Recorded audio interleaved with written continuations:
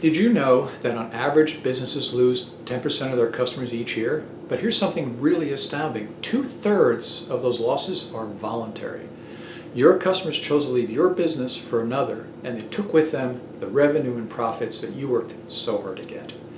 Hi, I'm Art Locke, and one of the topics I love talking about is how to reduce client attrition in service businesses. No matter how good you are at keeping clients, and let's face it, you're probably pretty good or you wouldn't have any business at all. The reality is that your client attrition could be even lower. So whatever your annual client attrition is, and I really do hope you're measuring this as a key metric, 2/3 of it is preventable with a little bit of work. Here's an awesome stat for the day. Reduce client attrition by 5% and the impact on net profits is truly significant. You can raise your net profits by 25 to 50% or even more depending upon the industry. So imagine your business as it is today with your current offers, your current revenue stream, your clients, your team. By simply reducing attrition of your current clients, you're going to increase profits 25 to 50%. 2 weeks ago, I sent out an email asking for people's top questions on this topic. I was blown away by the response, frankly. So I shot a quick video about the most common question that came to me. And the most common question was, what are the causes of attrition? So one of the causes I talked about was missed expectations.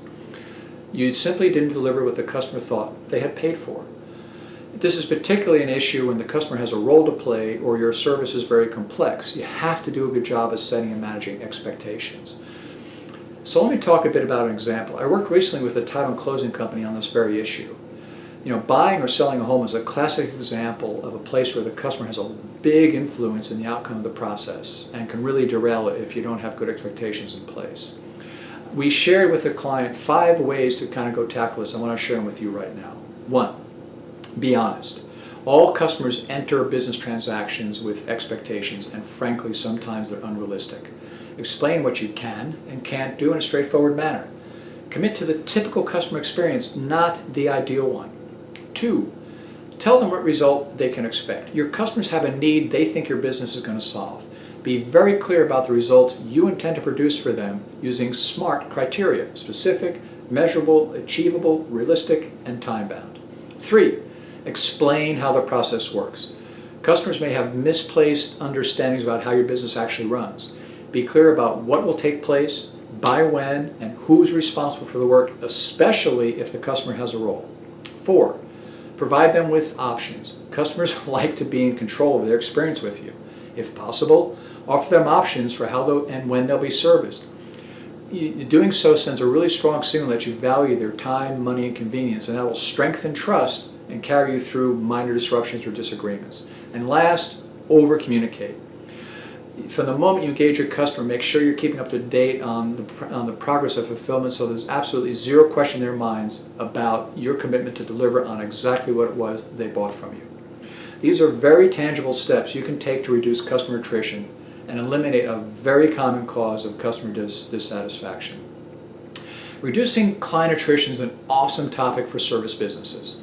It's critical for businesses that depend upon monthly or quarterly recurring revenues, such as maid services, pool services, pest control services, lawn care services, fitness clubs, heating and cooling companies, etc. It's an important topic too for hair salons, spas, and restaurant services where repeat business is gold but not guaranteed. And if you're a financial advisor or insurance broker trying to differentiate yourself, a client retention strategy is a great way to do it. I love this topic because of its ability to impact a business. I've been teaching many others about this for many years. Lately, I've gotten so many questions, so much positive feedback on this topic, that I've decided to do a deep dive training just on reducing client attrition. The training is going to go into 5 key areas over the course of 5 webinars. On the first call, we'll quantify attrition in your business, its impacts, as well as the impact on customer lifetime value. The second call, you'll learn how to map out the ways your business interacts with clients and document those requirements at every turn. In the third call, you'll learn how to set and manage expectations, as we talked about here today, so that your clients love you and love what you do for them. The fourth call will teach you how to use formal customer feedback to eliminate the causes of attrition once and for all. And the very last call will put it all together so that you leave with very specific retention strategies to increase loyalty and your profits. The course is coming out very soon. There's going to be a limited number of seats available because I want to be able to interact with everyone who attends, and I'm going to keep the group to no more than 10 people. Next steps, watch your inbox for details. I'm going to be opening up the registration for the Attrition Reduction Transformation Workshop within the next week.